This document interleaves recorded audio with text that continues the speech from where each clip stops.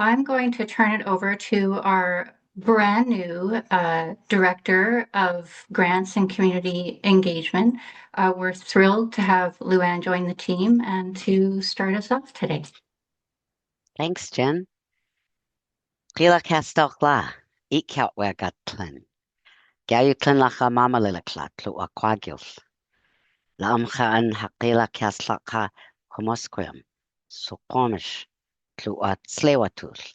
Le ehil galagachens, hans gachelachoch, awit nagwisas. Good afternoon, everybody. In my language of Kwakwala, I've just introduced myself by one of the four names I carry, which is Ikyatwega. And I explained that I'm from the Mama Lilakla and the Kwagyuth, also collectively known as the Kwakwakwak people or Kwakwala speaking people. I'm originally from Alert Bay, but I've actually lived and worked most of my life in the lands of the Lekwungen, also known as Victoria, BC. And as Jen mentioned, I'm brand new to the Real Estate Foundation, and I actually just started last week. So I believe I heard that this is our first session to cover off these grants. So I think the timing's just perfect. I get to sit in on the first session for the first time. So I welcome everybody and look forward to hearing your questions at the end if you have any, and enjoy the information from all my colleagues. Leila Kasla. Excellent. Thanks, Luann. Yes, just 6 days in, and she will rapidly become an expert. So I'm Jen McCaffrey. I'm Senior Grants Program Manager at the Real Estate Foundation. And like Luann and most of our colleagues today, I too am joining from the unceded territories of the Musqueam, Squamish, and Tsleil-Waututh. I'm at my home office, and hopefully my cat doesn't make an appearance. I grew up in this area and very grateful to the Three Nations for their stewardship of these lands since time immemorial. And we are so thankful for you taking the time out of your day to join us today. We have a great level of participation. We are excited to share how to access our general grants program.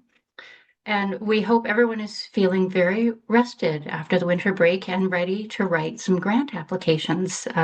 February 5th is the day you're all working toward. Please, a few people already have, I think, take a moment to introduce yourselves in the chat. Great to see who's all here. You can share your name, where you're located, and what organization you're connected with. I'm just going to offer a little bit of housekeeping, and then we'll get into our slide deck and some team introductions.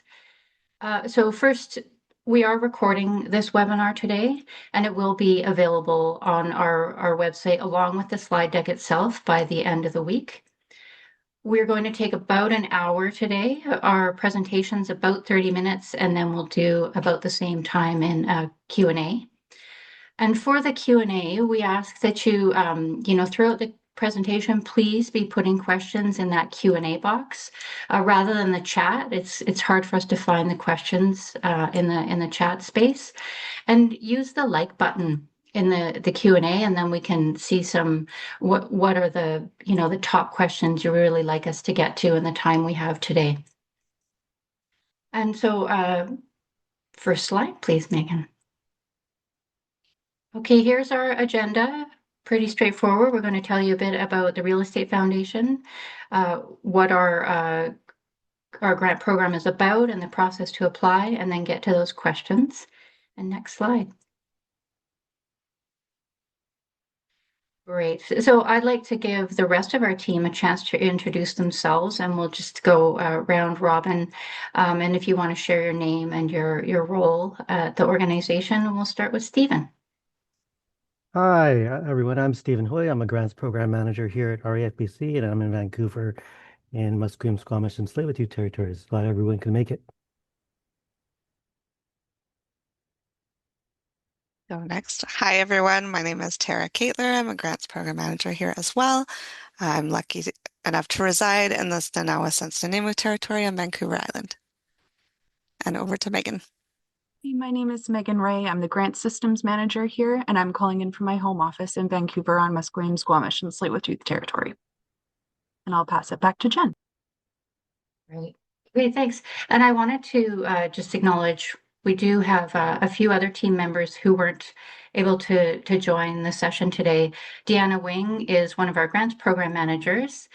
Josie Icy is our grants operation manager, and Kim Kadis is our grant system specialist.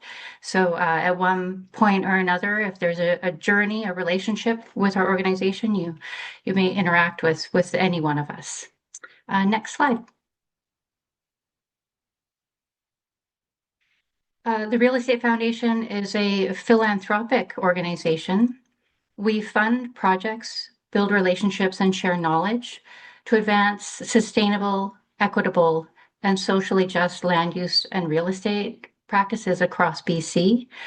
The REFBC General Grants Program focuses on land use and land decision making, projects aimed at bringing about healthy and just relationships between people and the land.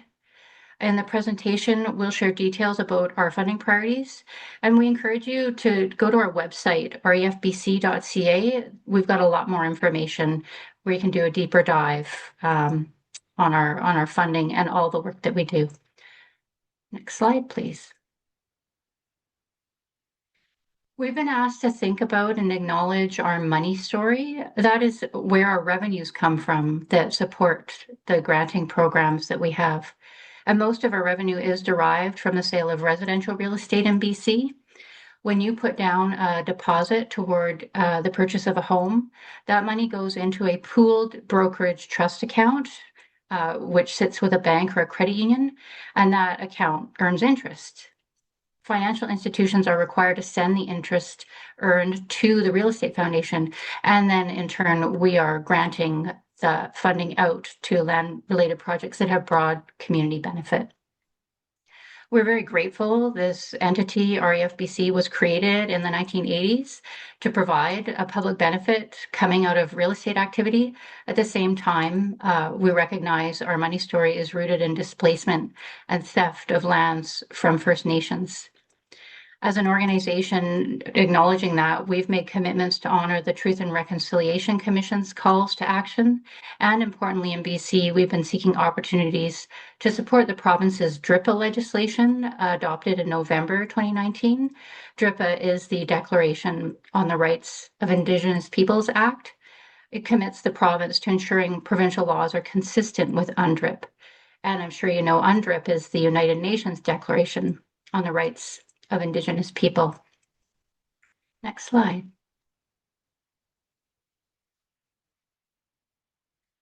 With these developments as context, our organization set to formalize some commitments.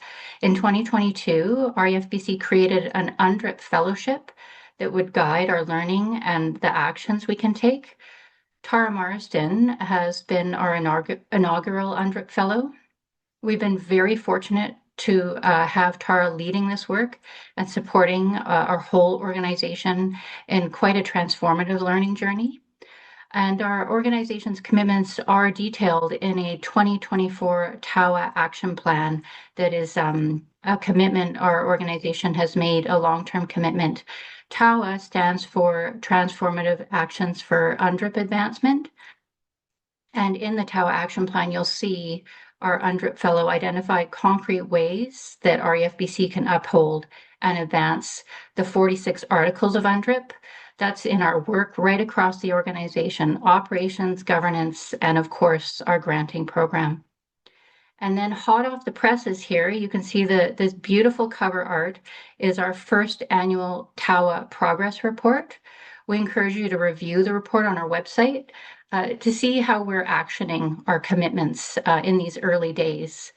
And just as we're on this learning journey about how our organization can help uphold UNDRIP, if you're a settler organization, we do have a section in our application where we're asking you to comment on how you're thinking about UNDRIP and actioning it in your work. Next slide. So our granting commitments relating to the TAWA actions and our money story, we've committed to flowing resources to projects identified as important by Indigenous communities within this province. To offer a view of the changes we've been working on, When we look back to 2020, about 5% of our funding went to First Nations and Indigenous-led organizations. And that's partly just because there was not the same kind of focus in the past few years through implementing our strategic priorities and through those TAWA commitments we were just talking about. We've really put a focus on building good relationships with First Nations and Indigenous-led organizations, taking the time to prioritize projects we're hearing from Indigenous communities are priorities. And so last year, about 3/4 of funding flowed to First Nations and Indigenous-led initiatives through our general intake. And we're committed to sharing grant decision-making as well with Indigenous community representatives. Where that's showing up in our general grants program, we have an Indigenous advisory, which participates in our general grants evaluation process. I'm going to turn it over to Tara now, who's going to introduce you to our funding priorities. Great, thanks, Jen. So yeah, we're just going to walk through a little bit more about what we fund under our general grants, which is our largest funding stream here. These grants are intended to advance sustainability, equity, and social justice in relation to land use practices in BC. And our mandate is to support the following activities: law and policy reform, applied research, community engagement, and professional and public education. So law and policy reform includes projects working to change regulations or policies, working towards land use or watershed or climate plans, Indigenous law, governance, rights and title issues, and collaborative governance models. Applied research refers to research that answers specific community-driven questions, addresses community-identified problems, and includes community-level implementation. So ultimately, we are interested in research that's helping us to understand issues and will help contribute to practical solutions that will be applied on the ground. And then we look at projects that have a strong community engagement component. So projects often need meaningful engagement with rights holders and equity-seeking communities, or are trying to convene diverse parties and sectors to build understanding and support for solutions. We also support First Nations that may need to engage elders, youth, and knowledge keepers in relation to land use planning.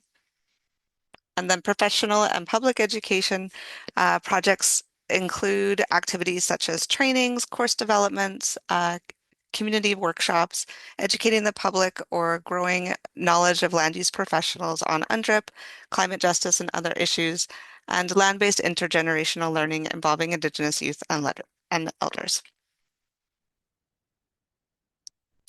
And next slide. So we'll go through our funding priorities. REFBC supports work in 5 priority areas: land use, freshwater, built environment, food sovereignty, and the real estate profession. And we will go into these in a bit more detail on the following slides for each area.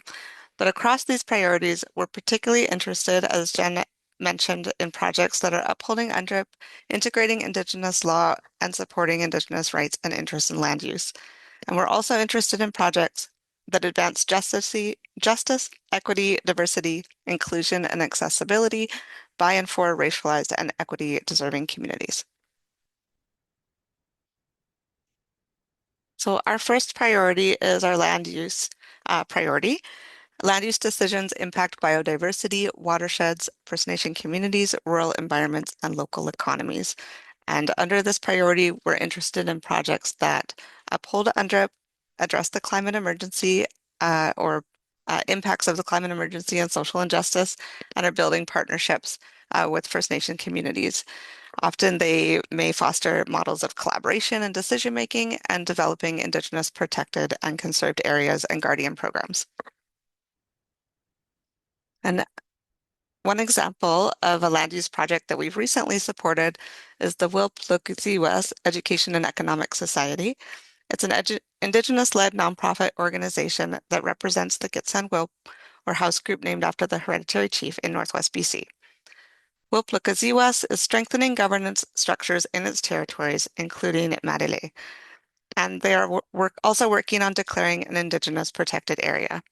So this project was a strong fit for REFBC priorities as it's grounded in hereditary governance, law, and decision-making, ecological resiliency, Indigenous knowledge and ways of knowing, and free, prior, and informed consent are all at the forefront of land use planning and practices and natural resource activities.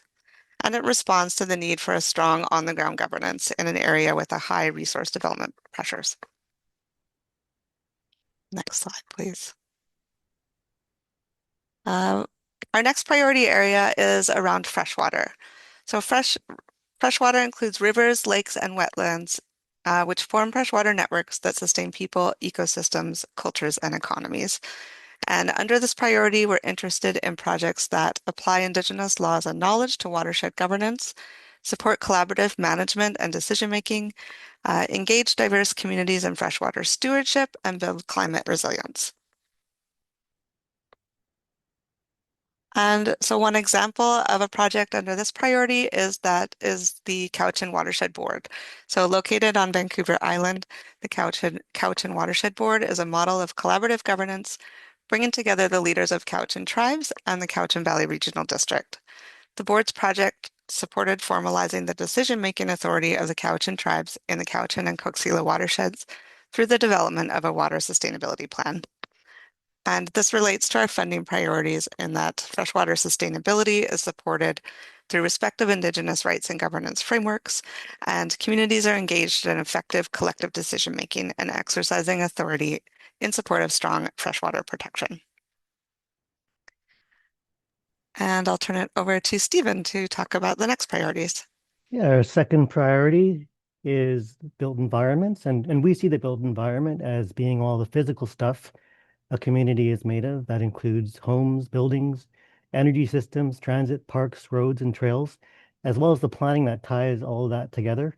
And within built environments, we're interested in projects that embed Indigenous rights and values in community planning, that address housing inequity, that build a case for zero carbon and climate resilient solutions, and support collaboration between First Nations and local governments. An example of that is a project by the Hogan's Alley Society called the Hogan's Alley Community Land Trust.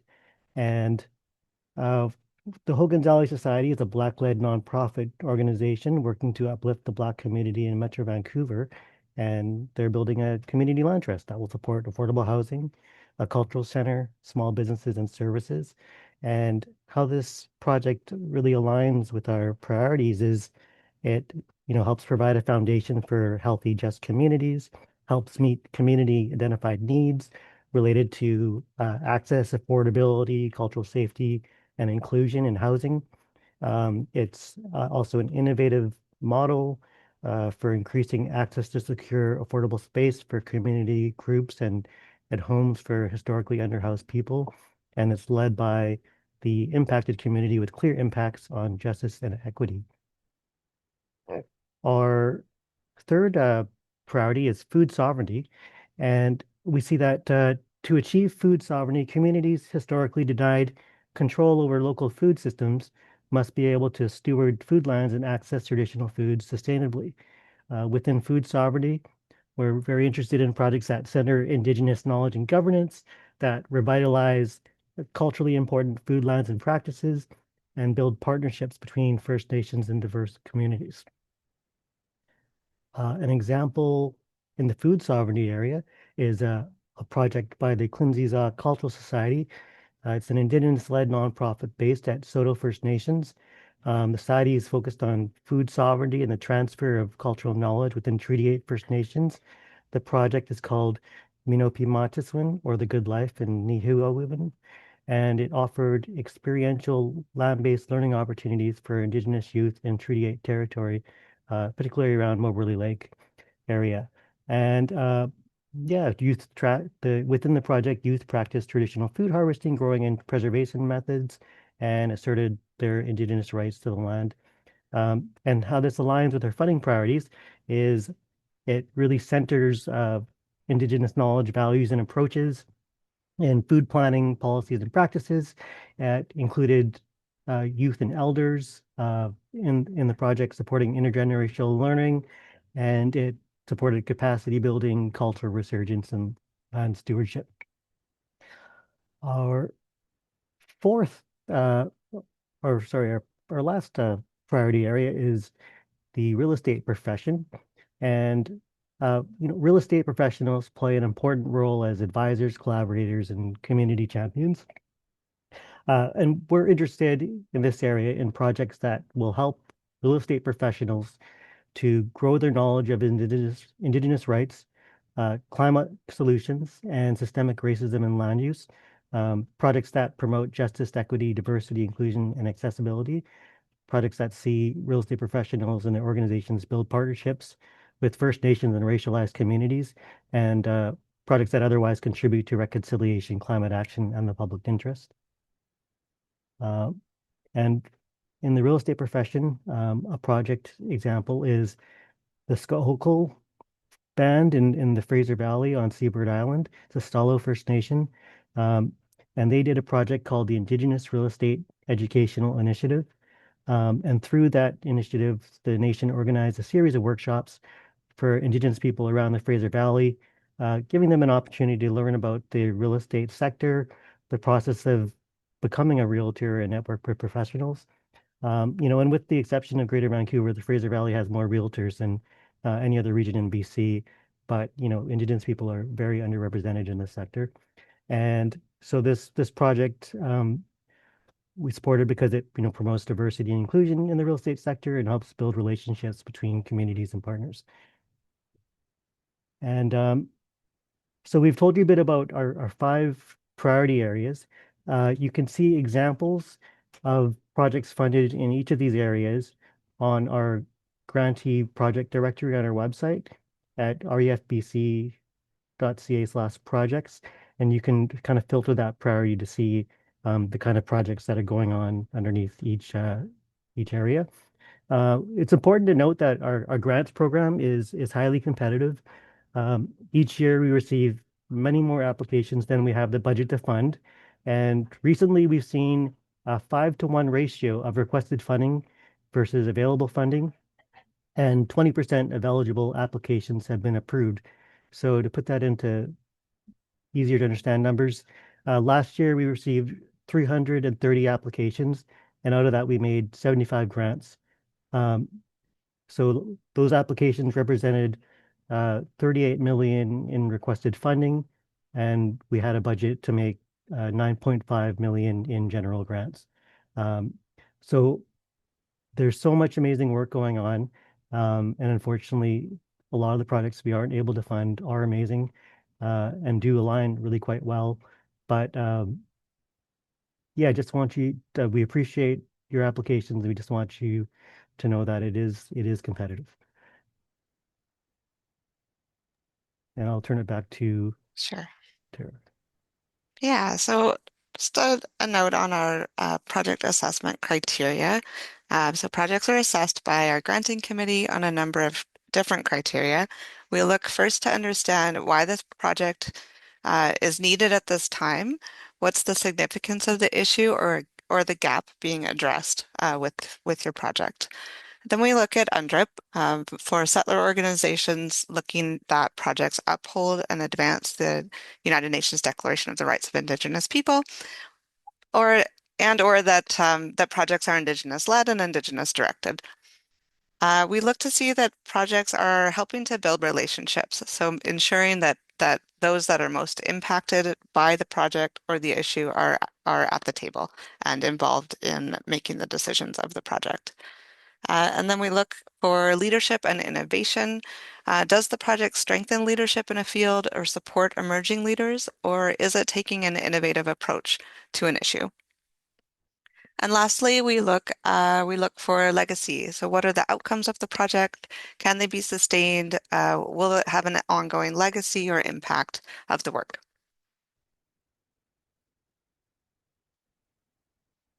And just briefly to walk through our application process, we do have a 2-stage application process. And next slide, please. Right now, we're in the inquiry stage. We are doing webinars like this one, so thank you again for joining us. And just encouraging prospective applicants to review our guides, the guide to funding priorities, and see our FAQ on the website. There's lots of great information on our website. Also, grant staff are available to answer any questions as you're preparing your applications. Stage 1 applications are currently open. The deadline is February 5th. Stage 1 application is a brief application. There's no detailed budget at this stage. It's really a basic summary of your project. And then after Stage 1 application, there's a review by our grant staff committee and with advice and input from our Indigenous Caucus and CEO. And those projects shortlisted will move on to Stage 2.